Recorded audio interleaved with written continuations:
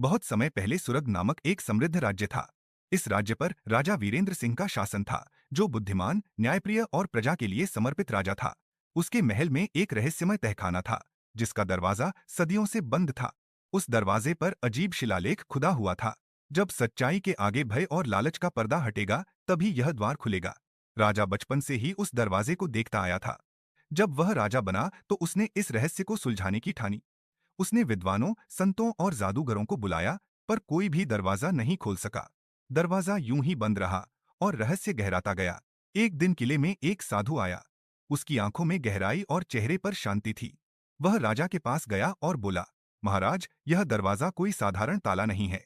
इसे खोलने के लिए आपको भय, लालच और घमंड से मुक्त होना होगा। राजा को यह बात अजीब लगी, पर उसने साधु की सलाह मानी। अगले कुछ वर्षों तक राजा ने खुद को सेवा, न्याय और विनम्रता में डुबो दिया। उसने लालच छोड़ दिया, अपनी शक्ति का दुरुपयोग नहीं किया और सच्चे मन से प्रजा की भलाई में जुट गया। कई वर्षों बाद एक रात राजा को सपना आया। सपने में वही साधु प्रकट हुआ और बोला, अब तुम तैयार हो, महाराज। सूर्योदय से पहले तहखाने में जाओ। अगली सुबह राजा अकेला तहखाने में पहुंचा। दरवाजे के सामने खड़े होकर उसने मन ही मन कहा, मैं भय और लालच से मुक्त हूँ, सच्चाई का सामना करने के लिए तैयार हूँ। अचानक दरवाजा अपने आप खुल गया। अंदर एक अंधकारमय कक्ष था, जिसके बीचों बीच एक लकड़ी का संदूक रखा था। राजा ने संदूक खोला तो उसमें सोने, चांदी के खजाने की जगह एक पुरानी किताब मिली। किताब का नाम था सुरग का असली इतिहास।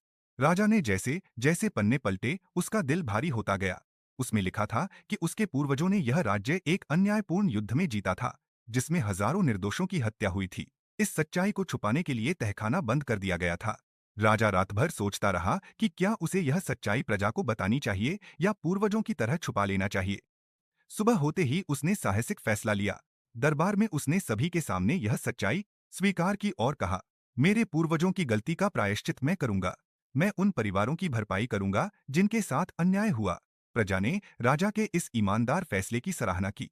राजा ने उन गांवों के पुनर्निर्माण के आदेश दिए जो उस युद्ध में उजड़ गए थे।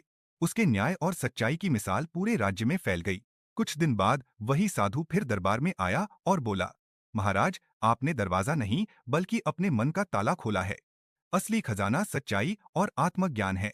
उस दिन से सुरग और अधिक शांतिपूर्ण और न्यायप्रिय राज्य बन गया।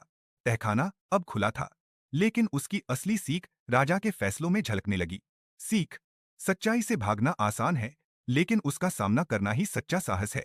असली खजाना दौलत नहीं, बल्कि आत्मा की शांति और ईमानदारी होती है।